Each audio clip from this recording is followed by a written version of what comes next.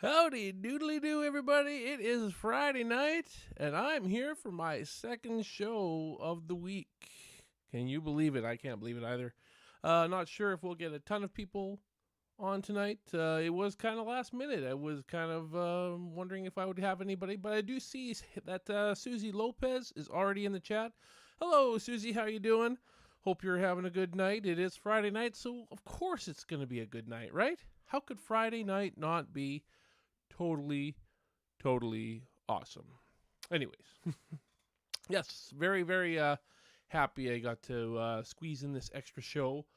Didn't expect it actually, but my wife had another late night shift this week, so I just said, hey, I can do it, so why not?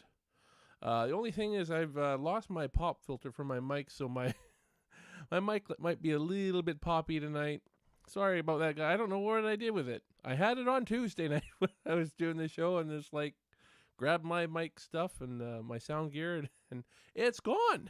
It's gone. I do have a 3.5-year-old daughter though, so she's probably got it somewhere. Hey, Michelle. Michelle's in the chat too. Michelle Appollonia. I don't know if Michelle B will be in tonight. She said she might. We'll see. She said she might be late though if she does. So we've got Mel A for sure already in, and that's Michelle of Breathless Beauties. Gotta give her another plug, guys. I mean, she's got great stuff. I gotta get some more of your images on here. I'm using the same ones every week. You guys have all seen them, but why not see them again? Because they are so cool. Look at this stuff.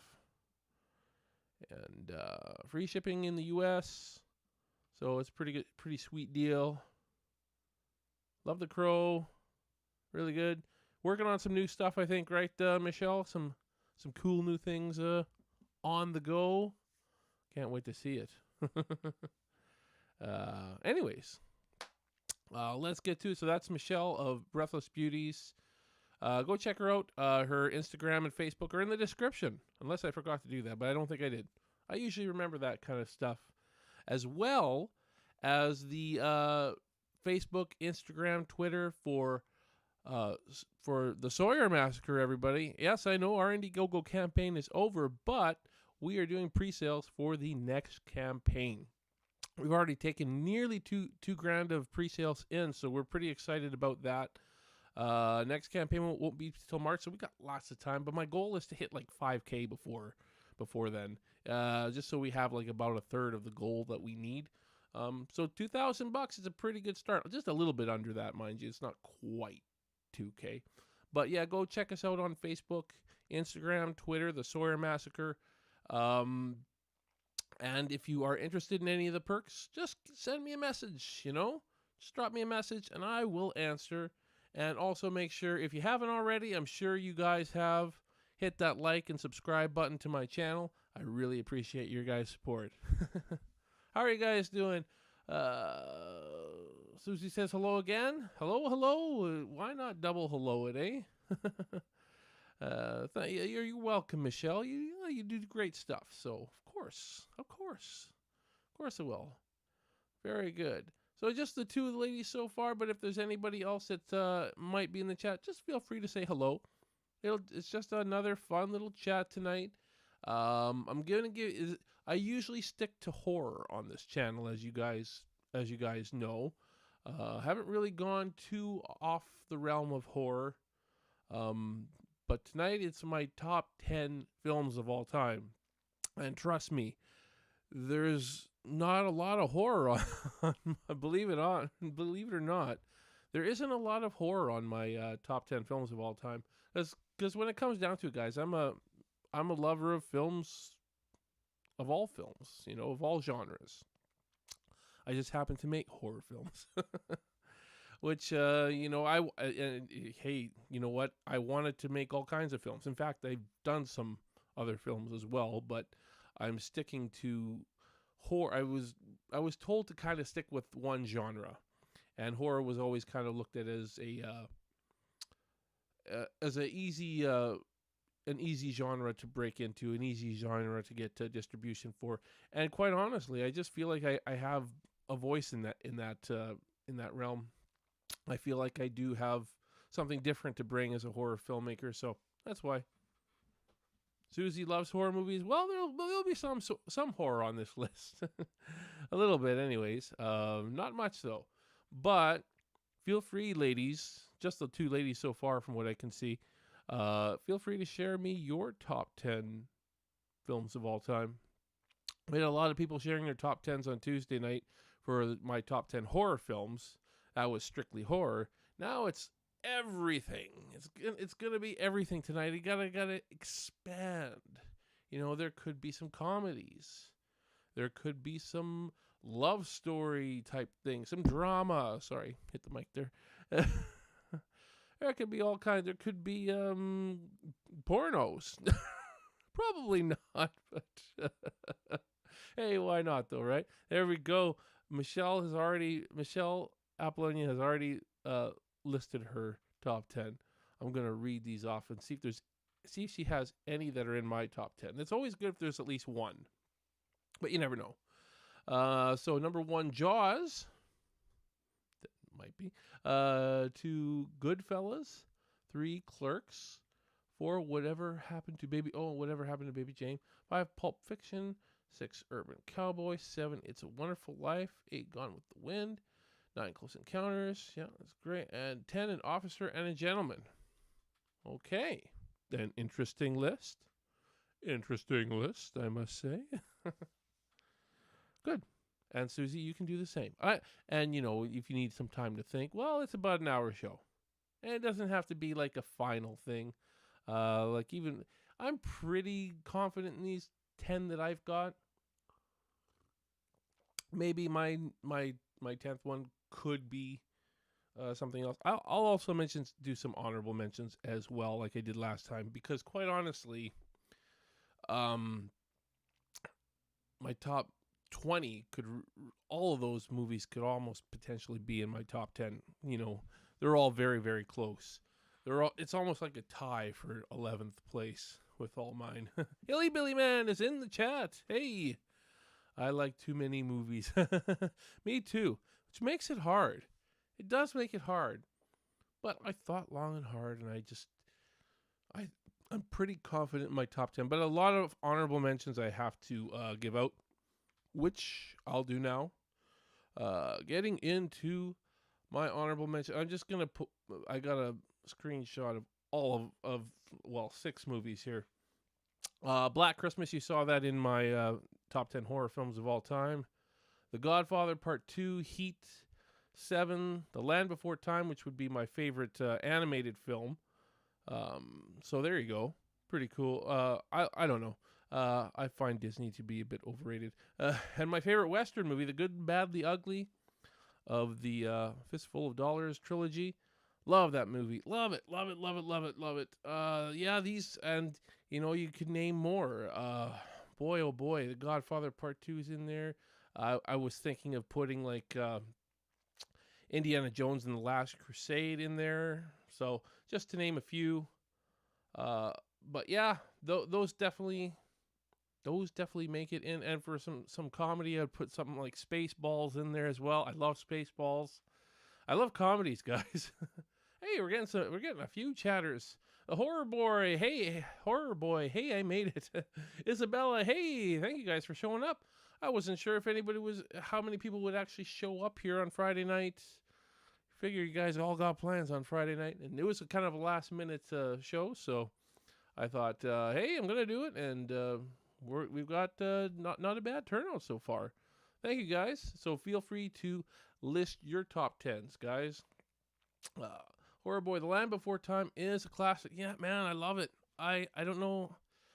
I saw the movie. You know, it gets to me because when it came out, my parents got divorced and all that. So there was a certain feeling in that movie that, you know, when things were really down in my life, that there was a light at the end of the tunnel. And I guess maybe so that for that reason, there's a bit of a nostalgia factor. But even going back to it, my wife and I watched it about 5 years ago. My wife and I sat down and watched it. I hadn't watched it for a few years, and to me, it still holds up. I don't know. I love it. I'll just leave it at that because it is only an honorable mention. But geez, man, it's another one of those films that could be, in my top 10. But, ah, you know. And Hilly Billy Man also says Heat was a great action crime flick. Yeah, I would say that's my favorite remake of all time. A lot of people don't realize that Heat is a remake. A remake. It was Michael Mann made Heat, and it was a remake of his own movie, the L.A. Takedown, which was, I think it was just a made-for-TV movie. But I guess he was never quite happy with the way it turned out, and then he remade it as Heat. And shit, it was a good movie, man. I remember, what a movie, what a movie. And apologies to everybody. I don't have my pop filter. It's misplaced, so I'm already hearing some woofy sounds from my breathing, and my peas are very poppy. Sorry about that. Oh man, sorry to hear about your. Oh well, divorce happens, man. It was 1988. I'm over it. It was the move from a small town to a big city that was probably the hardest part, and a big city that just seemed like a whole nother world. But I can look back and say it was part of my life, and there are things in that time period that I really enjoyed, and The Land Before Time was one of them. But I will say this still, guys. I just want to say this because I rarely would say that a sequel or a remake can ruin the original. But in this case with The Land Before Time 2, it kind of did ruin the original for me a little bit. Because, well, it was about 12 when the second one came out. So it was a few years later. And I remember being excited for it. I think it was a birthday party that I went to and stuff like, and they played The Land Before Time 2. And I remember seeing it, and I thought at the time, geez, I must have been just way too young when I saw the first one, because I don't really feel anything for this one. And for that, because of that, I kind of thought of The Land Before Time for a very long time as like a kid's baby movie or something like that. Until I rewatched it. I didn't rewatch it until I was in my 20s. And when I rewatched it, I just immediately started to remember how much I loved the film. So don't let a crappy sequel ruin it like it did for me. It doesn't actually ruin the film, but in that case, it kind of did, because it tainted my memory of the original. I could have held on to that film all through my teen years and everything, and unfortunately I didn't until I was older.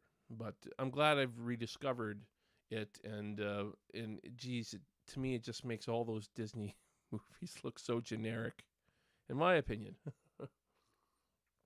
I have nothing against Disney, but boy oh boy, some of the Disney stories are just getting too generic for me. They got to come up with some original stuff now, guys. Anyways. So those are my honorable mentions. Let's move on. What are your thoughts on Halloween 2, 1981? I like it. It's not on my list, but I like it. Believe it or not, there's not a ton of horror on this list, guys. There won't be a ton of horror. You already saw one of them with Black Christmas, and that was in my honorable mentions. And if you guys were there on Tuesday, you saw Black Christmas was pretty damn high up on my list. So let's go to my number 10. This is one that I could see falling out, but this is the newest film that's kind of moved me more than any other film in the last 20 some odd years. My wife and I watched it together. It's Michael Keaton and Birdman. It definitely was the movie that I've seen as far as newer films go. It hit me more than most all other newer films, I guess you could say. There's a few that I really, really dig as far as new films go, but the way it was shot, the ambiguity of the ending, the acting, I mean, it's hard not to put this on my list just because of the acting alone. Like, as an ensemble cast, everybody was phenomenal in this movie. I think they did win like best ensemble cast at the Academy Awards that year, but I don't think Michael Keaton didn't win best actor. I know that. Probably should have. I don't know. It's hard to say. He was up against Eddie Redmayne in and he's the one that won for playing Stephen Hawking, which was very, very good. So I mean, I can't complain about that. But man, to think Michael Keaton doesn't have an Oscar, it's unbelievable. Pretty weird when you can go from Beetlejuice to Batman, and this, the range that this actor has, known for being a comedic actor and then stepping into the role of Batman, and then other movies like this one. There's definitely some dark comedy elements to Birdman, um, but at the end of the day, I don't feel like this is really a comedy. Although there are those elements for sure. There's so many comedies I could put on this list, and I did put a bunch of comedies, guys. Yeah, but since Horror Boy asked about Halloween 2, the one thing I dislike about Halloween 2 the most is the very beginning. Even though I like Halloween 2, the very beginning of it puts me off a little bit, and not enough people talk about this. So since you mentioned, and that chat is still glaring at me in the chat. Dr. Loomis comes out in the front lawn, and there's Michael Myers' imprint in the grass. It's like the first thing that comes in. When you want to watch Halloween 1978 next to Halloween 2002, because they're supposed to go in right to each other, right? Which they technically do. But then there's this glaring fault right at the beginning with this imprint of Michael Myers in the grass. It just seems so cheesy. It almost it actually set my expectations of the film back. The rest of the film was for the most part pretty good in my opinion. Maybe a little over top with some of the kills and stuff, but for the most part I do like the film. And Laurie and Jamie Lee Curtis's wig for Laurie there is pretty weak too. But it was 1981. Hey Mandy is in as well. Mandy Cantone. Hello, thank you for joining the chat. We're doing top 10 films. I've already listed my number 10, and that's Birdman. That's the newest film that's going to be on my list. I don't have a ton of new films that there's a few. There's a few really new ones I like. I really enjoyed like Nocturnal Animals from a few years back. There's a few, mostly because of the ending. That one, that was a great ending. One of the best that I've seen. But anyways, I don't know. I didn't put it in my honorable mentions, so whatever. But you guys in the chat, feel free to list your top 10s as well. That's at number 10 for me. I could see it possibly falling out of my top 10. Some of those other films are so good, but I felt like I have to at least have one newer-ish film in there. It is a great film, and the fact that they made it seem like it's all one shot, technique. You definitely couldn't have done that back in the 70s, I'll tell you that. It isn't one shot, just so you guys know. There are cuts in it, but it's very hard to tell that they're there. They are there. They are there. I think there's actually about 5 cuts total throughout the entire film. I'll have to rewatch that again and count them. But there's around 5 total cuts. So that means some of these sequences are going on for like 20 minutes. There's no way they could have done that back in the 70s on live film, because a roll of film will only go for about 2 to 3 minutes or something like that at the most, depending on how big the roll, I guess, is. But yeah, the digital age we live in, folks. But it's very cool, very cool. And again, the acting. I'll leave it at that. Birdman, number 10. Going on to my number 9. Now this one I hadn't seen until my wife showed it to me. This is my wife's favorite film of all time. It's my number 9. So you might be thinking, oh, that's a big difference, but it's not. I mean, really, it's not. At the end of the day, any film that makes it into my top 100 is a pretty fucking awesome film. We'll just say that. So for this to make number 9 is pretty good. And that's Life is Beautiful from 1997, I believe. Yeah, I hadn't seen this film. And I gotta admit, when it started, I had just met my wife at this time. Maybe a couple months into dating or so, something like that. And she said, you gotta watch my favorite film. And I'm like, okay, I'll watch it. And the first half of the film, I thought, okay, it's cute, but I'm not expecting this to get into my top films of all time, but then the second half, you got something very different with that film, and uh, I almost feel like it took a lot of courage to do it the way they did. Uh, yeah, it was. I don't know. It moved me. It moved me. It moved me a lot, and I could easily see why this was my wife's favorite film. And it affected me because I'm a bit of a pacifist when it comes to violence and all that kind of stuff. Even though I'm making horror, uh, but and you probably think you're a pacifist and you're making horror films, but you know, I do it though because I think I do horror because I am a pacifist and I'm trying to share a message of anti-violence a little bit, even though it's through violence. But um, we have to show that we have to show. I feel there's a need to show what true violence really is, and how we can actually better ourselves through it. If that makes any sense. I hope I'm not getting too deep on you guys here, but that's ultimately what I kind of felt with this film, and the fact that he did, the main character didn't want to expose this terror to his young boy. It just and the lengths he went through to yeah, I mean it's moving, guys. It's moving. If you haven't seen Life is Beautiful, you got to. I think that movie got robbed at the Oscars, if I'm not mistaken. Some crappy movie about a ship sinking or something. I get a lot of flack for the Titanic, but anyways, moving on.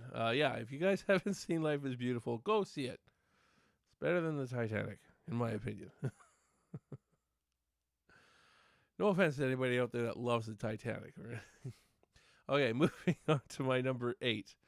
Oh boy.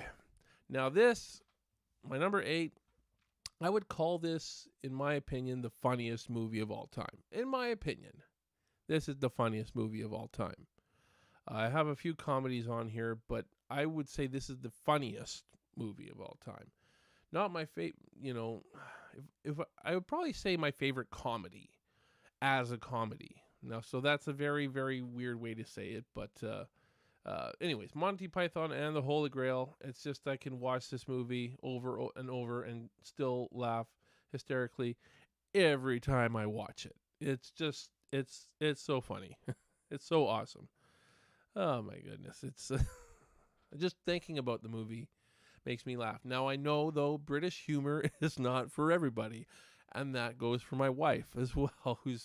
My wife is Filipino, and and I think I tried showing her this movie, and she was like, "No, I don't get it." It is hard for some people to get the British humor for sure. We got some chatters here. I need 3 buckets of popcorn to watch the Titanic. Fell asleep watching the Titanic. I didn't fall asleep watching it. I just didn't like it. I thought it was cheesy. It was predictable. I guess the effects at the time were really outstanding, and I appreciate that. But there's some of the acting wasn't very good for me. I won't say who because I get flack for this all the time too. But I won't say who in that movie I didn't like, but but I didn't like it. I didn't like the Titanic.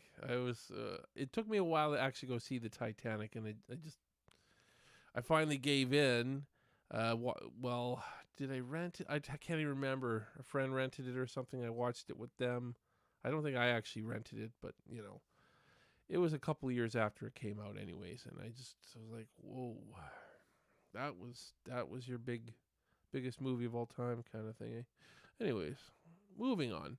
Where was I? I was talking about Monty Python and the Holy Grail. It's one of those movies I can just quote all the time because it's just so funny. Everything, banging 2 coconuts together to sound like it was essentially them not having budgets for horses and making the best out of them. We're going to bang coconuts together and it'll sound like a horse, and we'll just pretend we're riding on horses. I don't know. It's hilarious to me. I think that's absolutely hilarious. But I do understand people don't get the British humor as much, and I totally get that. It's just I love it. There's a lot of British in me though too. So I am a British humor kind of guy. I love British. I'm a big fan of Red Dwarf, Monty Python's Flying Circus, Faulty Towers, Mr. Bean, all that stuff. I love it. I love it. My wife doesn't, so I don't really get to watch it very much. Oh, actually, she does like Mr. Bean. But I think it's because he didn't say anything. And it's all, it's physical acting, I guess. It's the physical funniness of it rather than the slang terms that they use, and all the slang, I guess, gets lost with her.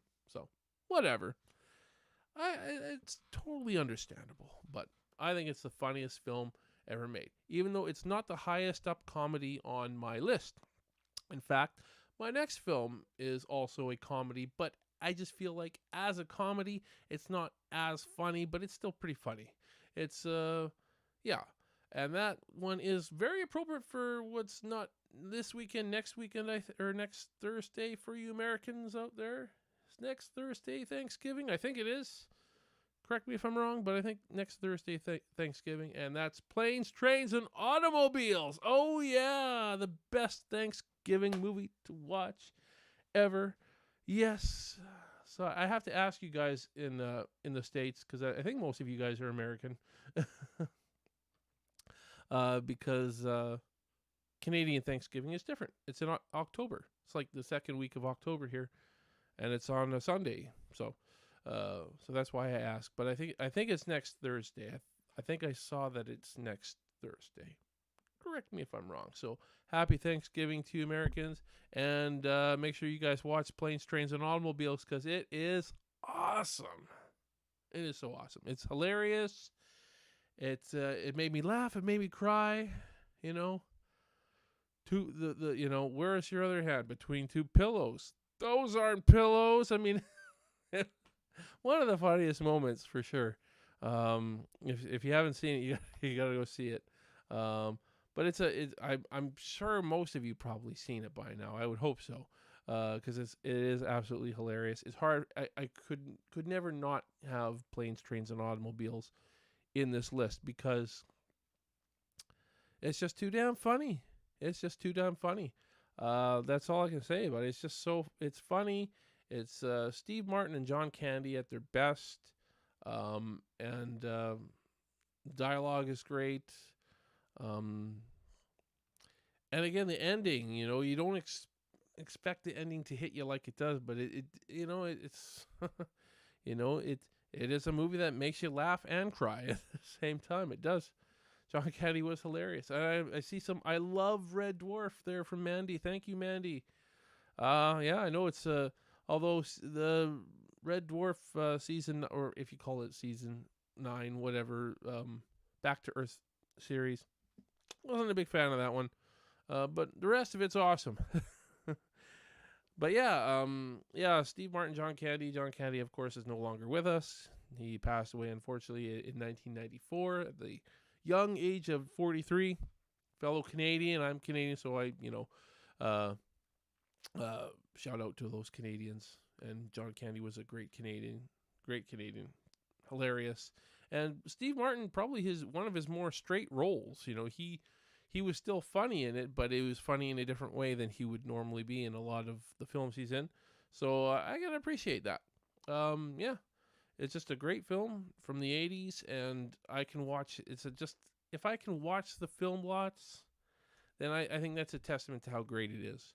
So yes, there is some nostalgia there, because I probably watched this film for the first time when I was 8 years old. I'm surprised my parents would let me watch that show, but they wouldn't let me watch horror. Whatever.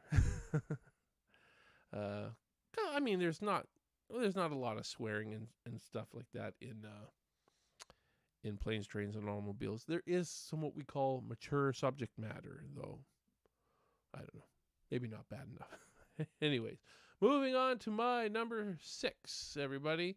So this one was my number 1 in my horror. Of course, it is The Texas Chainsaw Massacre. It is number 6 on my all-time favorite films list. So, I guess I don't need to touch on it too much. And maybe some of you are surprised that being a Texas Chainsaw Massacre guy, that I would have it only at number 6. And it's my favorite horror film of all time. Again, I like so many different types of films. I really like comedies. I'm as a filmmaker, as an indie filmmaker, I'm actually kind of scared to tackle comedies because it is intimidating to do comedies. They're way harder than a lot of people actually think they are. They're really tough. They're actually really tough. Horror is not as tough as you probably think. It can be tough, but typically it's not as tough. Hey, Michelle B made it on. We still got Michelle A. So we got Michelle A and Michelle B for the first time in like 4 weeks or something. Anyway, so good to have you guys both on tonight. There you go. Glad you guys are both on here tonight. What was I talking about? Oh yeah, Texas Chainsaw Massacre. Definitely the scariest film ever made, and I've talked about it before. You guys probably heard enough from me, but is there anything I can say about it that I haven't said before? Boy, I can hear my breathing on the microphone. Sorry, guys. Hopefully that's not too annoying. I gotta find that pop filter. I lost my pop filter. I had it on Tuesday, and well, I got a 3.5-year-old kid that takes everything. I thought I put it in a safe place, and I guess I didn't. What can you do? It's around somewhere. So, yeah, glad you guys are all in the chat. I was actually thinking I probably wouldn't get as many people in the chat tonight. So, glad you guys did tune in because I didn't realize I was going to have this spot open tonight. So it's good. Glad to have you all here. Thank you for tuning in. And remember, if you haven't hit that like and subscribe button, hey, give it a go, I'm sure all of you have done that by now. But my channel is growing, and I like to see that it is growing. So that's why I'm going to keep doing this stuff. Well, I'm going to keep doing this stuff because it's fun. And I love all you guys. I love chatting with you guys. I'm not going to don't ever expect me to do like review videos where I'm just posting videos of me. I tried that once. I think the video is still on my channel. You can check it out, but I feel so awkward in that video of me just doing a movie review. I didn't know what I was doing, and it didn't get a lot of appreciation, so I said, no, this is not for me. I'm not a movie reviewer guy. I just like talking about movies, and I like to interact with you guys in the chat. So that's why I do it. I love it, and I'm glad you guys do too. I'm glad you guys keep coming back to my shows. We had a great show on Tuesday as well, and I think most of you were there. So top 10s might be a fun topic to keep doing. I'll think of some other top 10s to do. But I was really surprised because this one's not so much horror related. Usually when things are horror related, I get a lot of views. But, if I go outside horror, I do try to keep it horror. But we got the Texas Chainsaw Massacre on the list, so there you go. But yeah, it's hard for me to get Texas Chainsaw Massacre any higher than I do, simply because my top 5 are I just love every one of those films to death. I just, we'll get into it. I can't talk today. I don't know. Too self-conscious about the pop filter being gone. But I'll find it. I'll find it for next show for sure. Moving on to my number 5. Into the top 5. These are like the creme de la creme. All of these are the creme de la creme. Like I said, any film that makes it into my top 100, all my top 100 films are like awesome to me. It's like I couldn't top 10 soundtracks. That's a good one. That's really going out of horror. Unless we're talking about musical scores too, because there are a lot of horror scores that I would put in for a top 10. But soundtracks For horror, soundtracks in horror don't really jump out like songs in horror. I don't know. Usually they're like a lot of metal and stuff. And don't get me wrong, I like metal, but it's usually a lot of metal that I don't know. So it's usually stuff I'm not really truly intrigued by. But I do like the idea of doing top 10 soundtracks because there is quite a few great ones out there. A lot from the 80s, a lot from the 80s, some from the 90s too. Recent ones? I don't know. Anyways, moving on to my top 5. Hey guys, I got me a Star Wars shirt on here. I'm a massive Star Wars fan. You might be a little bit disappointed though, because there you go. I don't even need to show. I'll show the, because it's different anyways. Return of the Jedi, guys. I love Return of the Jedi. And, I do get a little bit of flack for that because it's my favorite Star Wars film, guys. It is. And it's number 5 on my all-time favorite films list. And I do get a lot of flack. How could Empire Strikes Back not be your number 1? How could you even like Return of the Jedi more than the first Star Wars movie? All that stuff.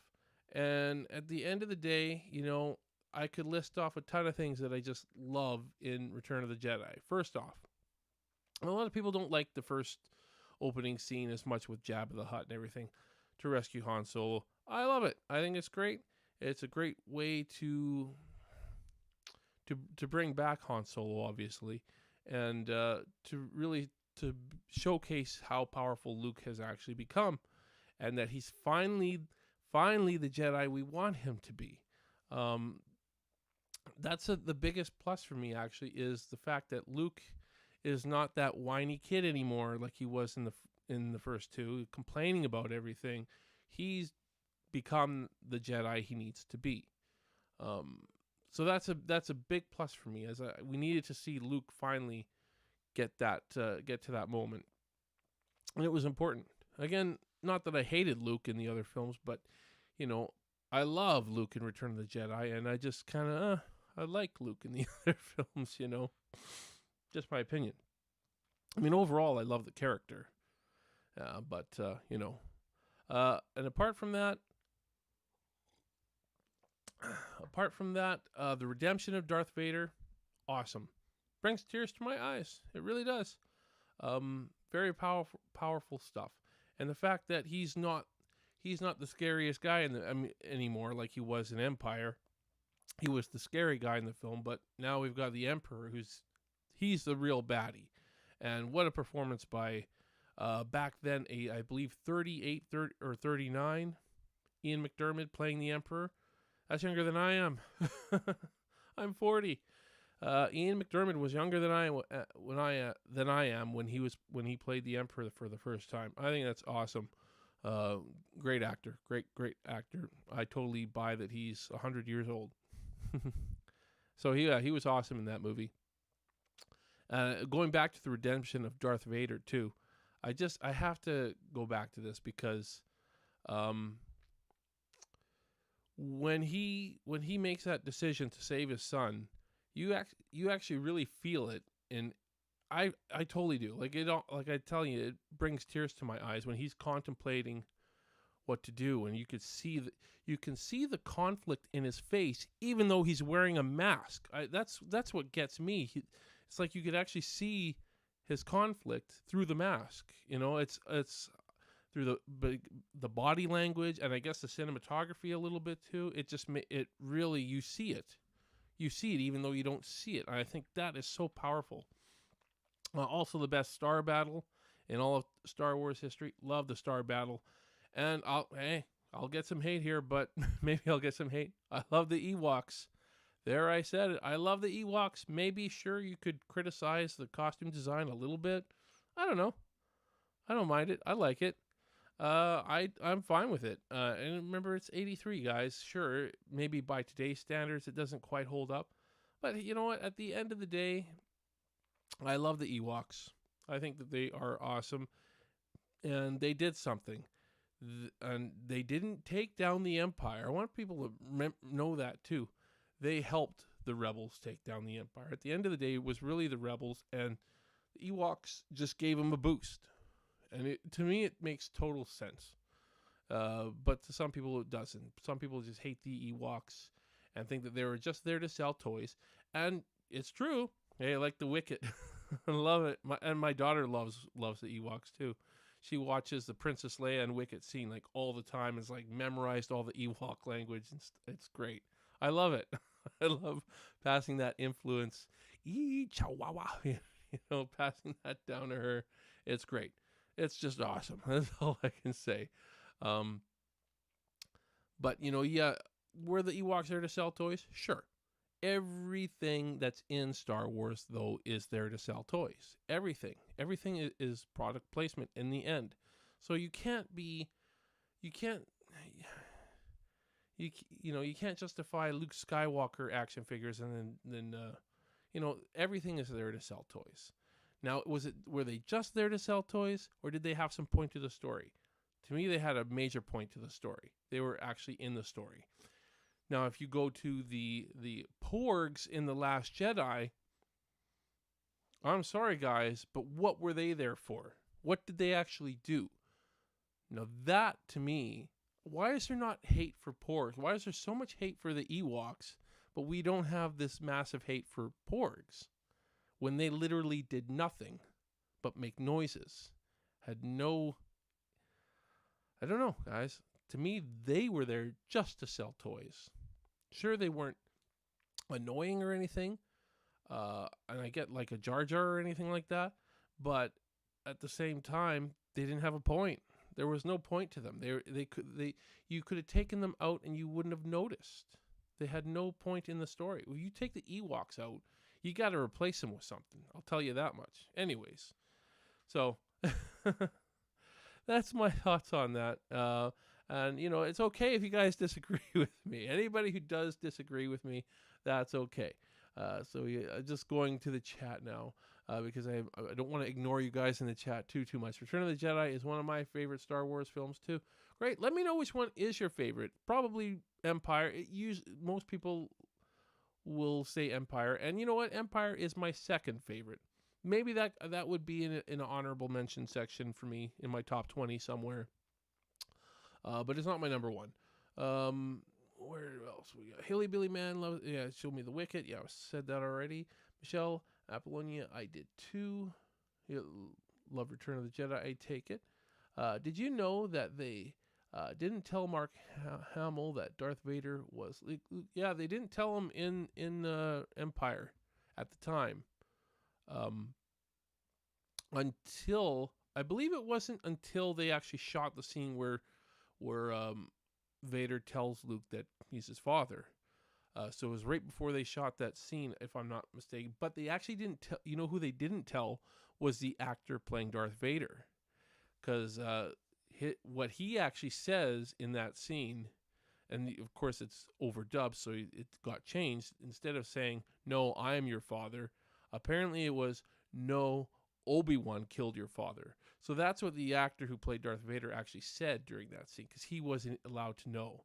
And Mark Hamill had to know right before that this is what he's reacting to, not Obi-Wan killed your father, I am your father, because they had to get the right reaction. It is a fun fact. Going on here, I like the Ewok movies too. Those get hate, but I enjoy them. Hey, there you go. I'm glad I'm not the only one that loves Ewoks. The Ewoks were in the new Star Wars for like 2 seconds. Yeah, I did catch it briefly. Yeah. Return of the Jedi for me. There you go. I'm glad you guys dig it too. Hey, maybe that's why you guys keep coming back to my chat. Keep coming back to my show. That's great. Got to move on here though, guys. But I had a lot to say about Return of the Jedi because I am pretty passionate about it. And, on the internet, on the old Facebook or social media stuff, I sometimes get some hate from people saying, how could you not love Empire more than whatever? I'm used to it now, though. I don't care, and it's great if you guys love Empire more. I can understand it. It is great. But for me, Return of the Jedi is the best one, in my opinion. But it's all subjective. It's art. There is no objective opinion when it comes to this. There is no one is better. It's which one do you like the most? What do you like? Moving on to my number 4, guys. We've talked about this movie before because I did a whole show dedicated to it. Jaws. Yeah, I didn't bother getting the actual movie poster. I just because I had this one already on, so I just kept with it. But yeah, Jaws. Did a whole. I think it was my 3rd or 4th episode of Merlo's movie Massacre that we did a whole show based on that. Chatted about it, shark films, and all that kind of stuff. Obviously, Jaws will always be the number 1 shark film. I think that's a given. I mean, I doubt any other film could dethrone Jaws as the number 1 shark film. There's been a couple good ones that have come out. But at the end of the day, can't beat the great original Jaws. It's just so epic. I am in favor of seeing a new sequel come out sometime. It would be pretty cool. I think that was something we did also talk about on that show as well. What would you do in a sequel for Jaws? It's a cool idea. Since we haven't seen a sequel since, 1988, 89, somewhere in there. And the last one was pretty bad. So that's why, I guess that's why we haven't seen one. But, there's so many shark movies being made. It'd be cool to kind of see a new sequel. Don't remake it, but of course they're going to. Of course they're going to remake it, but I think Hollywood's thinking remake long before they're thinking sequel at this point, because let's just leave it at that, folks. I did talk about this already on like episode 3 or 4, whichever the Jaws one was. You can go back and tell me which one it was. I hope they never remake. You know what, Hilly Billy Man? I think it's inevitable, though. I do. I think it's inevitable. I don't know. It's just a matter of time. I am actually surprised it hasn't been done yet, as I've actually heard talk of it for like 10 years now. I've actually heard rumblings that it's going to happen, but I personally hope a sequel, but we'll see. I mean, it would be cool to get another sequel to Jaws. I don't know if they do it right. I mean, here's the thing. All these other shark movies, sure, there's some good ones coming out here, but they're never going to be Jaws for one big reason. One really big reason. They can't have John Williams' awesome score in it. You can only have that awesome score if it's Jaws. If you put that score in it, they're probably going to get sued, or they'll be looked at as rip-offs, You ripped us off, unless it's done for a comedic effect or something. But then it's not done seriously, right? So, I don't know. To me, Jaws, you got to have that iconic score, and you can only do it with Jaws. You really can. Moving on to my number 3 film of all time. This is a pretty well-liked movie, I think, for the most part. Shawshank Redemption. My dad actually told me about this film a couple years after it came out, I think, about 95, 96. He told me about it. He had it on VHS, I believe, at the time. And he said, "You watch it, Steve. You might like it." And you know what? I really did. Hey, and it fits in horror because it was a Stephen King novella. So there you go. Kind of fits in horror. Written by Stephen King, so based on a Stephen King novella. Yeah. Excuse me. Need my water. Oh, my throat gets so dry these days. I don't know what it is about the fall, but my throat always gets dry in the fall for whatever reason. Yeah, but it's a great film. Yeah, it's not actually horror, but Stephen King actually wrote some great stuff that wasn't horror. Believe it or not, he did. Yeah. So, what can I say about it? I typically don't like prison movies. I'll be honest with you guys. I typically don't. And this movie definitely had some violent stuff in it. Definitely portrayed some of the violent stuff that you would see in a prison. Yet ultimately, I love the movie. It's not a film I can watch all the time. It's not one of those films I can just pop in and be like, oh, I casually watch it. It's one of those films, though, that could come on TV, and I probably won't turn it off for sure, because it draws you in. It's one of those. It's hard for me to put it in a movie DVD, Blu-ray, whatever. Now I don't even have any of that stuff. It's hard for me to go on Netflix and click on it or something like that. But if it was casually on, I would watch it, if you know what I mean. Because I just love it. Great acting, Morgan Freeman, come on, and just a really cool story. At the end of the day, it was a really cool story, I thought.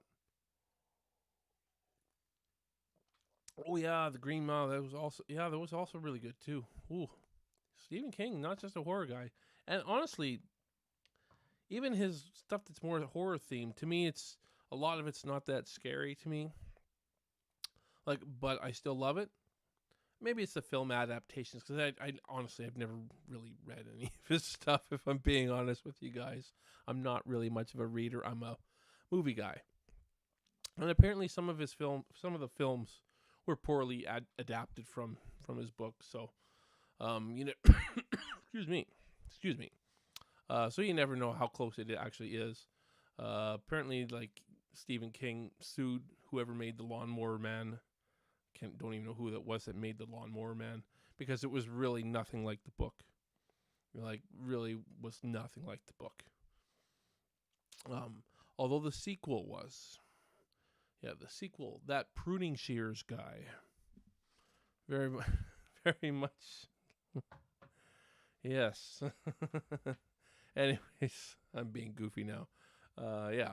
So anyways, that's my number 3. I love it. It's an interesting story, and I really dug it. I still dig it. I can still watch it a lot. I watched it with my wife not too long ago, and her mom, my mother-in-law, and they both really liked it. So there you go. Number 3 and number 2, boy, hard to not have this one on the list, especially being an Italian. That's The Godfather. Yeah, I had Godfather Part 2 in my honorable mentions, but The Godfather is whoa, masterpiece in filmmaking. Love it, just absolutely love it. And even though it is really long, it is I think it's over 3 hours long, or around there anyways. I still find I can watch it no problem. It goes by so well. I don't know. It just flows so nicely. I don't know if that makes sense to you guys. Lawnmower Man was a weird one. I saw that once, and it was a weird one. That pruning shears guy, though, it was awesome. That pruning shears guy. I got that. I think I actually got that. I think I got that from Weird Al Yankovic a long time ago. Stephen King's follow-up to The Lawnmower Man. That pruning shears guy. I don't think it was on UHF. Although that should be another one of my honorable mentions is UHF, Weird Al Yankovic. I know Weird Al is kind of a hit and miss for some people, but I love him. And UHF was actually a pretty awesome film. It's kind of got that cult status now. So if you haven't seen UHF, you should go see it. It's awesome. But yeah, The Godfather, number 2 for me. Again, that whole cast is so phenomenal. The cinematography, obviously the story. I mean, it's amazing. It's just phenomenal.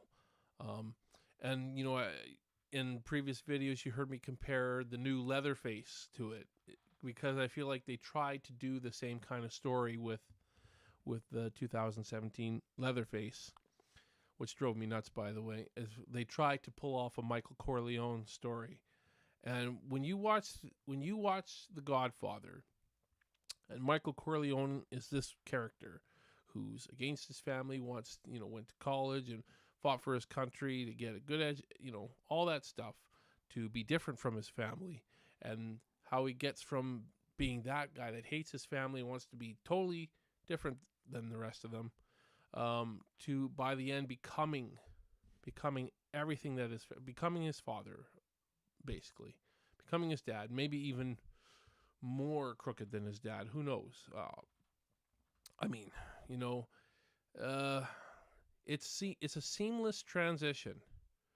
You know, everything that there's never a point in the movie where you think, well, there's no way Michael would have done that. You know, this doesn't make sense with his character. It's such an evolution throughout the film, which is probably why you needed a 3-hour film, to get that whole transition across with, seamlessly. It is great. It is seamless. It is a seamless transition how Michael eventually becomes that. And I think it's awesome. It's awesome. I can watch. It's a long movie that I can watch many times. Definitely. I think Godfather 3 is coming out with a new cut next month. I've only really acknowledged the first two. Not that, I don't hate Godfather 3. It's just nothing like the first two. And some people actually like Godfather 2 more than the first one. Oh, I mean, I love Godfather 2. It's in my honorable mentions for sure. You saw that in there, but the first one is just yeah. That's not much more I can say about it. But I will admit though, Godfather 2, I love the backstory to Vito Corleone. I do all Robert De Niro was amazing in that. But yeah, it's the first Godfather was just too good. It really is. That's why it's number 2. My number 1 might be controversial to some people. I think it's genuinely a liked film, but I don't think a lot of people would think of it as a number 1. Where it's my number 1, and it's not Citizen Kane, like would be a lot of people's number 1s. I'll be honest, guys. Citizen Kane didn't. That's another movie I kind of fell asleep during. Maybe I need to rewatch. I was like 17 when I watched Citizen Kane, and I just remember getting to the end. It's a long movie, and Rosebud was a sled, and I don't know. I just thought to myself, okay, maybe I missed something in there. So I don't know, but it's generally looked at as like the best film of all time. I don't feel that way. That's okay. I did not feel too highly about Citizen Kane. My number 1 movie, it might be surprising to some of you. It's a comedy, but it's more than a comedy. It's like everything. It's everything. It is The Big Lebowski. That is my number 1 film of all time, everybody. I absolutely adore this movie. The cast, let's start with the cast. I mean, everybody in this film is awesome. And the acting performances are just so right on the money. It's just everybody's just so awesome in this movie. Sorry about that. Hit the mic there. The dialogue in The Big Lebowski is like unlike anything else. It comes off so natural, so wacky, but so natural. So natural, so yeah. It really is. It's I mean, the dude is just the most awesome character ever.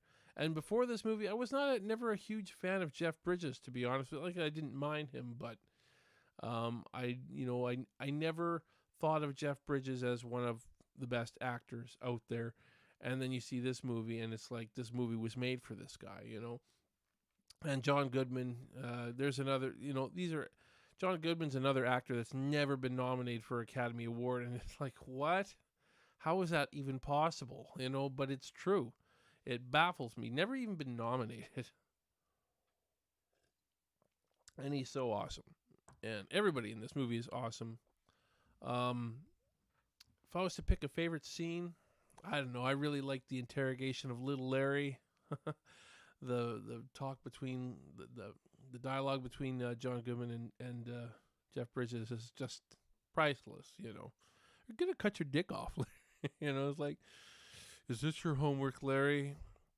Is this your homework? Look, Walter, we know it's his fucking homework. Where's the fucking money, you little brat?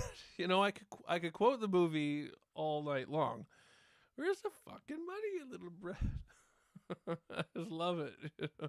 Have you heard of Vietnam, Larry? It's stuff like that. It's so awesome.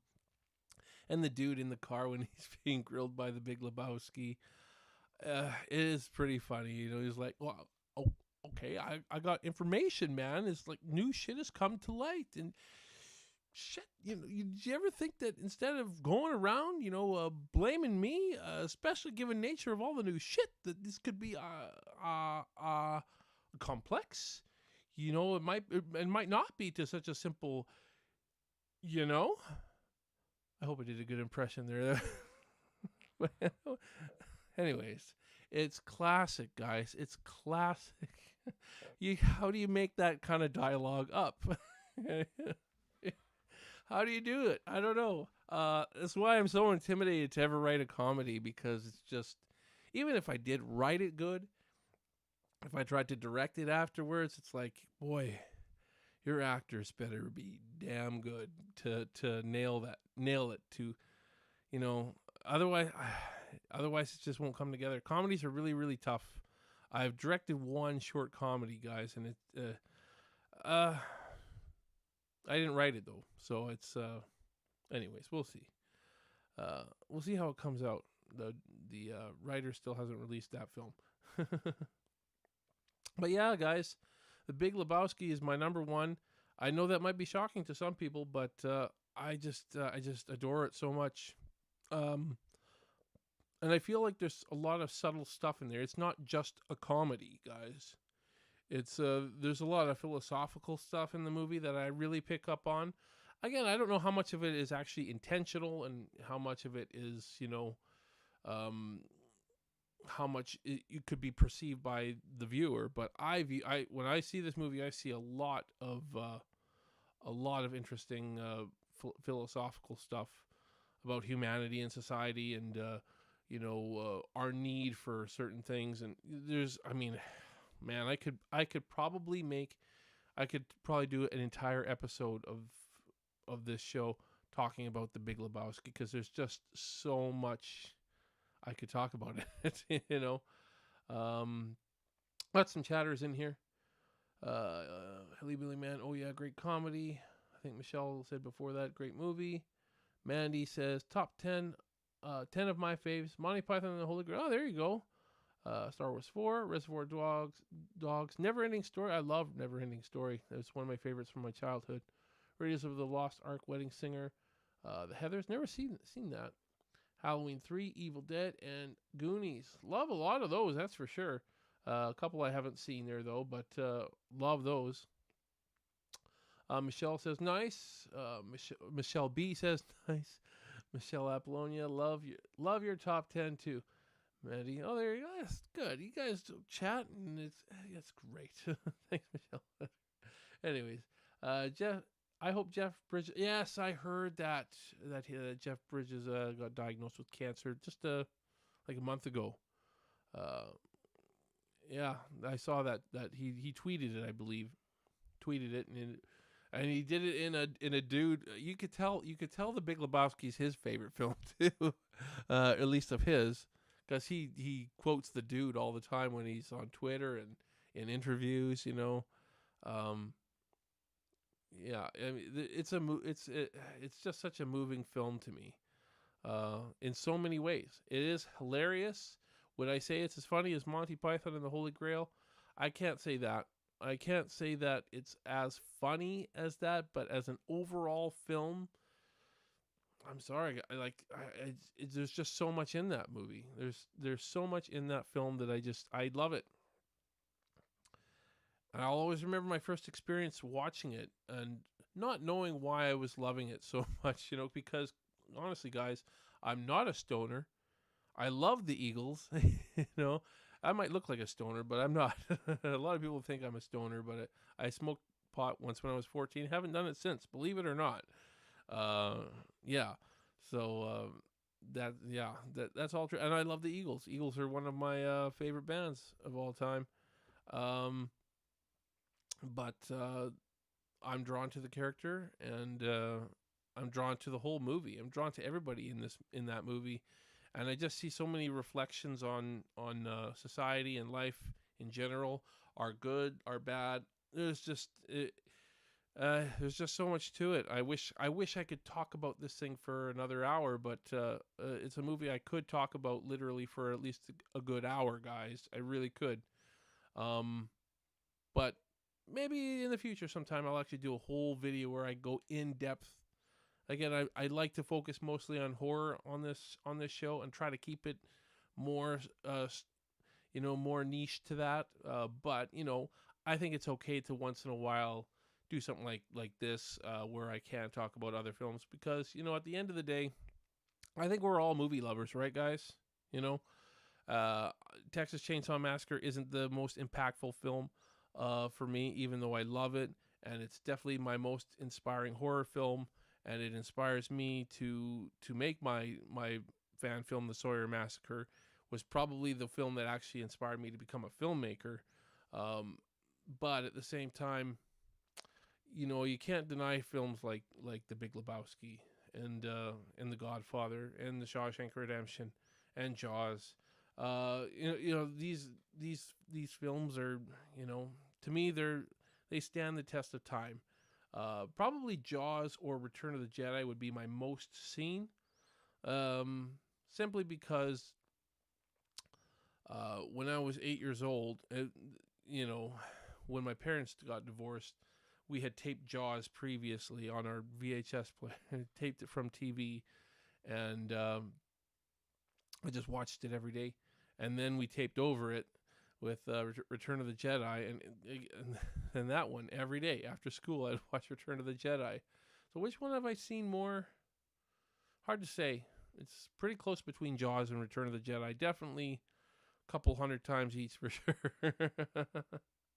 Anyways, guys, more chatting here. I can't even put them in actual order. Clockwood, getting more top tens. Okay, Michelle Blasky, Michelle B. It's okay. You don't have to put them in order. Clockwork Orange, Sleepaway Camps, Halloween 3. A lot of love for Halloween 3. I'm glad, because I actually like that film a lot. Anyways, Halloween 3, Rosemary's Baby, Texas Chainsaw Massacre, Friday the 13th, Blood Beach. So a lot of horror. A lot of horror from Michelle. Good stuff. More horror than I got, that's for sure. Anyways, Hilly, it's a fun bowling movie too. The Big Lebowski. Yeah. Michelle A. Yes, Michelle. Great. Yeah. There you go. Anyway, nothing too much there. Anyways, Kingpin. Yeah, I like it better than the comedy Kingpin. I really like Kingpin too. Those are probably my two best bowling movies. Probably Kingpin and The Big Lebowski. Although Kingpin is more focused on bowling than The Big Lebowski is. Anyways, but there you go. I'm glad you guys had a fun night. I'm glad so many of you actually came tonight. I wasn't sure how many of you would actually come. Please, though, remember to hit that like button, that subscribe button, if you haven't already. I'm sure you guys have. You guys have all been on here before, so thank you guys though for tuning in. It's been another great show. I love doing these, and I will be back on Tuesday. I don't think I'll do a top 10 on Tuesday. I'll do something else on Tuesday. But after that, I'm going on vacation for a bit, so you won't see me for at least a good week and a half, maybe 2 weeks. Who knows?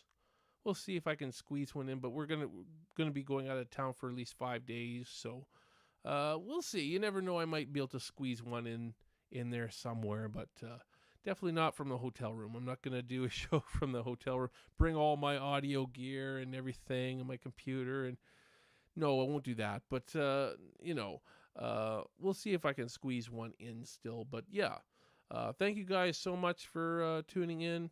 Hit the like and subscribe. I've mentioned that already. But and follow us on social media. Follow Michelle Apollonia's Breathless Beauties on Facebook and Twitter. It's all in the description, folks. It's all in the description. Make sure you do that. And one final plug for my special boy to the Friday the 13th fan film, being done by my buddy James Grimm. They still need your help. They're a little over halfway through their campaign. Doing okay, but they could use your help. So if you're a Friday the 13th fan, somebody, I think it was Mandy, put Friday the 13th in her top 10. Hey, if you want to see a return of Sackhead Jason from final Friday the 13th Part 2, this movie's for you then, because that's what they're bringing back.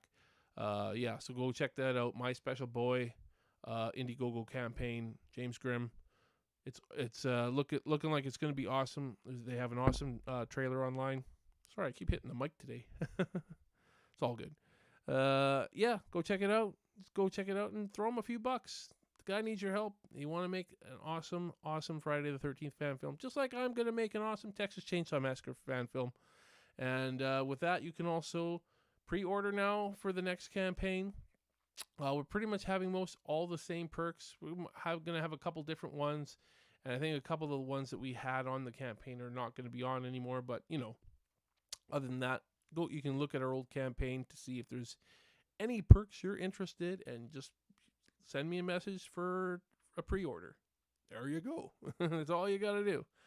You guys have yourselves a wonderful night, and we will see you back on Tuesday. I will be back for sure with something new, and we'll get back into the horror a little bit more next time. I hope you're ready for that. So, yeah. Bye-bye.